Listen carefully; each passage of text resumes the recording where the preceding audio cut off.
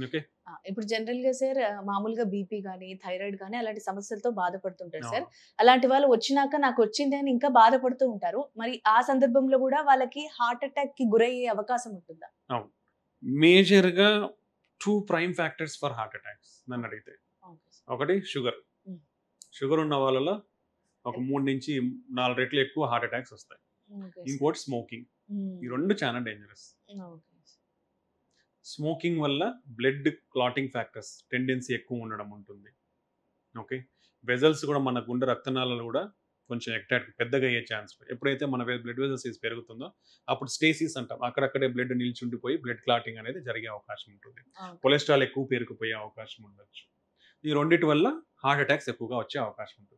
Smoking చేసే వాళ్ళలో కూడా 2-3 రెట్లు హార్ట్ అటాక్స్ ఎక్కువగా ఉంటాయి. ఈ 2 prime factors heart attacks. Okay. Next BP. BP uncontrolled ఉన్న వాళ్ళలో హార్ట్ అటాక్స్ వచ్చే అవకాశం ఉండొచ్చు.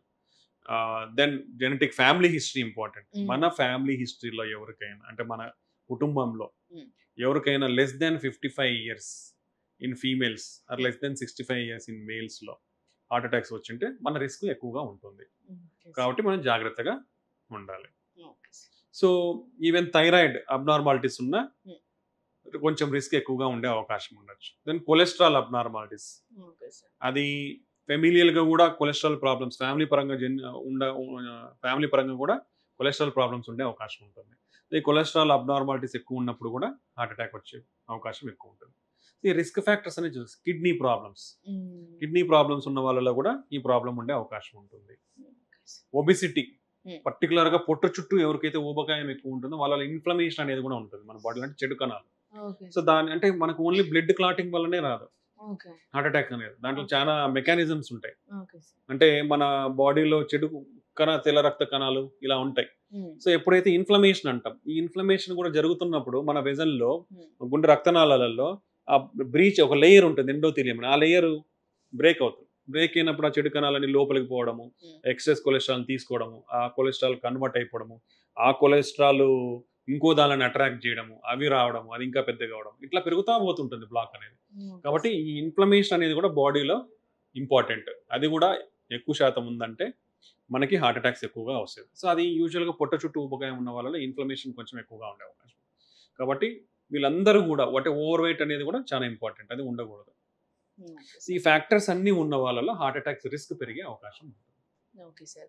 ఇప్పుడు హార్ట్ అటాక్ అంటే మీరు చెప్పారు సార్ సడెన్‌గా వస్తుంటుందని. అవును. కొలాప్స్ అయిపోతూ ఉంటారు. అవును. ఇప్పుడు జనరల్‌గా ఇప్పుడు టీవీ చూస్తూ అందరికి తెలిసిందేంటే సీపీఆర్ చేయడం. అవును. సో అలా చేస్తే రియల్‌గానే అది వర్క్ అవుతుందంటారా సార్ అందరి విషయంలో? అంటే లేదంటే ఇక్కడ 2 రేర్‌గా? గుర్తుకు పెట్టుకోవాల్సింది ఏందంటే హార్ట్ అటాక్ వేరు, మనం సిపిఆర్ చేసే కండిషన్ వేరు. ఓకే. ఓకే.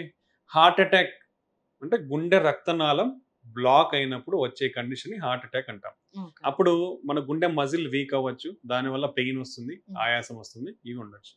అదే హార్ట్ అటాక్ ద్వారా సడెన్‌గా కూడా పడిపోవచ్చు.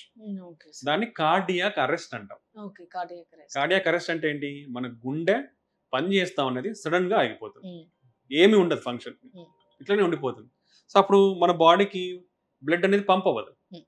సో ఎప్పుడైతే బ్రెయిన్‌కి బ్లడ్ పంప్ అవ్వదో పేషెంట్ కొలాప్స్ అయిపోతారు. హ్మ్. నీ హార్ట్ ఫంక్షన్ పని చేయదు, బ్రెయిన్ ఫంక్షన్ చేయదు, మన ఊపిరి కూడా తీర్చుకోనికి ఉండదు. దాన్ని కార్డియాక్ అరెస్ట్ అంటాం. Okay sir. హార్ట్ అటాక్ వచ్చిన వాళ్ళలో మెజారిటీ ఆఫ్ ద పీపుల్ సడన్‌గా కూడా చనిపోతారు. రైట్. ఓకే. నిద్రలో చనిపోవచ్చు. నెగ్లిజెన్స్ చేయడం వల్ల హాస్పిటల్‌కి రీచ్ కాకముందే నెగ్లిజెన్స్ వల్ల 50% మంది కూడా చనిపోతా ఉంటారు. Okay sir. ఓకే.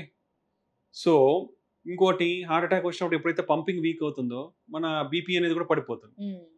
సో ఎప్పుడైతే హార్ట్ అటాక్‌లో బీపీ పడిపోతుందో, బీపీ పడిపోయిన వాళ్ళు 80% చనిపోయే అవకాశం ఉంటుంది. Okay sir. అట్‌లీస్ట్ 50% బీపీ పడిపోయిన వాళ్ళు చనిపోతారు. హ్మ్. రిమైనింగ్ 50% వాళ్ళకి ఇమ్మీడియేట్‌గా చేసి బీపీ మెయింటైన్ చేయగలిగితే బతుకుతారు. ఓకే. అలా మందులు పెట్టినా బీపీ ఇంప్రూవ్ కాని కండిషన్స్ కూడా ఉంటాయి హార్ట్ అటాక్ వచ్చినప్పుడు. వాళ్ళకి స్పెషల్ డివైజెస్ వాడతాం. మెకానికల్ సర్క్యులేటరీ సపోర్ట్ అని. అవి వేసినా కూడా 20% మాత్రమే బతికే అవకాశం ఉంటుంది. ఓకే. అంత హై అడ్వాన్స్డ్ ట్రీట్మెంట్స్ ఇచ్చినా కూడా. ఓకే. కాబట్టి హార్ట్ అటాక్ అనేది చెస్ట్ పెయిన్, ఛాతీ నొప్పి వచ్చినప్పుడు అంత నెగ్లిజెంట్‌గా ఎవ్వరు కూడా ఉండకూడదు. ఎందుకంటే టైమ్ ఈజ్ మజిల్ అంటాం. మనం ఎంత టైం డిలే చేస్తే అంత మన గుండె యొక్క కండరం అనేది డ్యామేజ్ అయ్యే అవకాశం ఉంటుంది. కాబట్టి ఎంత తొందరగా రెస్పాండ్ అయితే మన హార్ట్ ఫంక్షన్ అనేది కూడా మళ్ళీ నార్మల్ అయ్యే అవకాశం ఉంటుంది. సో ఈ కార్డియాక్ అరెస్ట్ అంటే గుండె ఎప్పుడైతే సడన్‌గా ఆగిపోతుందో అప్పుడు చేసే విధానాన్ని మనం సిపిఆర్ అంటాం. కార్డియో పల్మోనరీ రీసస్టేషన్ అంటాం. అంటే మనము ఎప్పుడైతే గుండె ఊపిరి అనేది ఆగిపోయినప్పుడు మనం అడిషనల్ బయట నుంచి వచ్చే సపోర్ట్ ఇస్తాం కాబట్టి దాన్ని కార్డియో పల్మోనరీ రీసస్టేషన్ అంటాం. దాన్నే basic life support, advanced life support అంటాం. బేసిక్ లైఫ్ సపోర్ట్ అంటే మన ఎయిర్వే అంటే గాలి పోయే ఒక సిస్టమ్ ఉంది కదా, పాత్, ఆ పాత్ని ఎయిర్వే, రెస్పిరేషన్, బ్రీతింగ్ ఏబిసి అంటాం. ఎయిర్వే, బ్రీతింగ్, సర్క్యులేషన్, ఈ మూడిటికి సపోర్ట్ ఇస్తాం బయట నుంచి. ఇంతకుముందు ఏబిసి అని ఉండేది. అంటే ఫస్ట్ ఎయిర్వేని సెక్యూర్ చేసి బ్రీతింగ్ ఇచ్చి మళ్ళీ సిపిఆర్ ఇంపార్టెన్స్ ఇచ్చేది. బట్ ఇప్పుడు ఫస్ట్ సర్క్యులేషన్కి సపోర్ట్ ఇవ్వాలి. సర్క్యులేషన్కి సపోర్ట్ ఇవ్వాలంటే చెస్ట్ కంప్రెషన్స్ చేయాలి. ఎందుకంటే మన బ్లడ్ కంటిన్యూస్గా సప్లై అవుతా ఉంటేనే ఆక్సిజన్ అనేది అందుతూ ఉంటుంది అనమాట. సో అది మోర్ ఇంపార్టెంట్ రాదర్ దాన్ మనం ఎయిర్వే సెక్యూర్ చేయడం, బ్రీతింగ్ ఇవ్వడం, అది మోర్ ఇంపార్టెంట్. సో ఎవరైతే సడన్గా పడిపోతారో వాళ్ళని ఫస్ట్ చెక్ చేయాలి. నువ్వు సిపిఆర్ ఇవ్వాలంటే వాళ్ళు అన్రెస్పాన్సివ్గా ఉంటేనే మనం ఇస్తాం.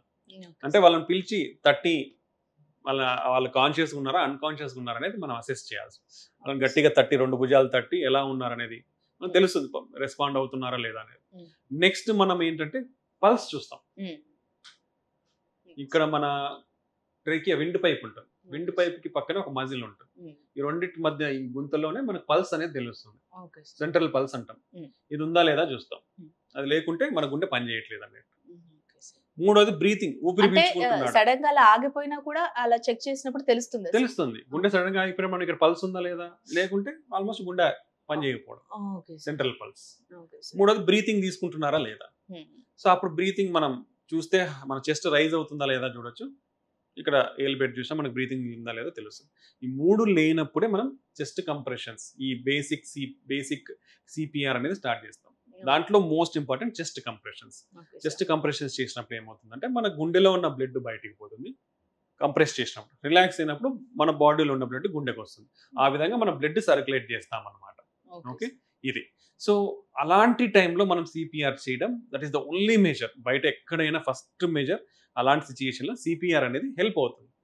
In the mean time we should activate 108 system కానీ ఇవి కంపల్సరీ యాక్టివేట్ చేయాలి. ఎందుకంటే ట్రైన్డ్ పర్సనల్ వచ్చి వాళ్ళు ఫర్దర్గా అనేది వాళ్ళు టేక్ కేర్ చేస్తారు కాబట్టి.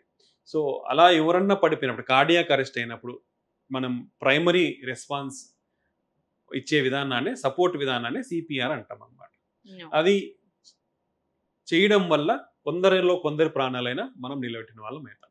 కాబట్టి అలాంటి వాళ్ళు ఎవరైనా ఫేస్ అయినప్పుడు సిపిఆర్ అనేది స్టార్ట్ చేయొచ్చు. బట్ ప్రతి ఒక్కరు కూడా దాంట్లో ట్రైన్ అయ్యి ఉంటే వాళ్ళు కరెక్ట్ వే ఆఫ్ ప్రొసీజర్ని చేయగలిగితే కరెక్ట్ రిజల్ట్స్ వచ్చే అవకాశం ఉంటుంది. సో సిపిఆర్ ట్రైనింగ్ అనేది ప్రతి ఒక్కరు కూడా అవ్వాల్సిన ప్రొసీజర్ అనమాట. అంటే ఎవ్రీ పబ్లిక్, సామాన్య మానవుడు కూడా ఎవడైతే కొంచెం కామన్ సెన్స్ ఉందో కూడా వాళ్ళందరూ కూడా అప్లై చేసే విధానం సిపిఆర్. సో సిపిఆర్ అనేది ప్రతి ఒక్కరు కూడా నేర్చుకుంటే చాలా మంచిది. అట్లీస్ట్ ఎవరో ఒకరు ప్రాణాన్ని అయితే కాపాడిన వాళ్ళు అవ్వాలి.